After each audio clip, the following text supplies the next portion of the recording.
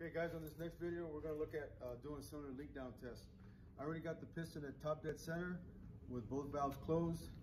I'm gonna go ahead and got the spark plugs out already, so I'm gonna install the adapter. First, same thing like the compression test. When it stops, you stop. Right there's good. Next thing I'm gonna do is I'm gonna hook up the shop air pressure to the tool. I'm gonna calibrate the gauge first. And when you calibrate the gauge on this one, you see that right there, I got to get that guy to 100.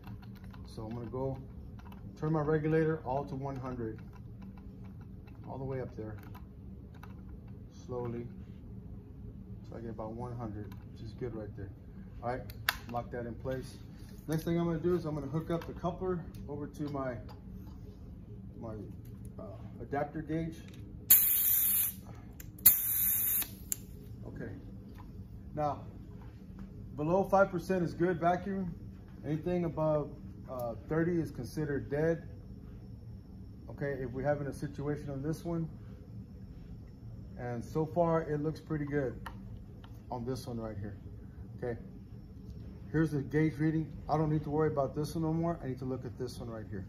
Okay, and if I'm looking at it right now, I got below, a little bit below 5%, about 5% or so. So that checks out good. If I had a problem in a cylinder, this gauge would be way over here. When it comes way above 30%, that means I have leakage someplace. And then what I would want to do is I would want to check. If I have an intake leak, I'm going to check through the throttle body area in the back. Okay. If it's leaking from there, I'm gonna hear air escaping out of it. If it's not leaking from there, I'm gonna check the exhaust manifold. If I hear air escaping out of the exhaust manifold, then the exhaust valve is partially open. Okay. And the other thing, if that checks out good, then the next thing I'm gonna do is I'm gonna take out the oil fill cap. Okay, take the oil fill cap off, or the dipstick tube. And if I hear air escaping out of here, then it's piston rings. Okay, it's piston rings that's causing an issue for my leakage. So those are the three areas that we look for as far as leakage. If we have it going above 30%, that's going to be considered a dead cylinder. Okay, so we need to find out where it's leaking from. So leaking from the intake valve, I'll check out the throttle body area. Is it the exhaust valve?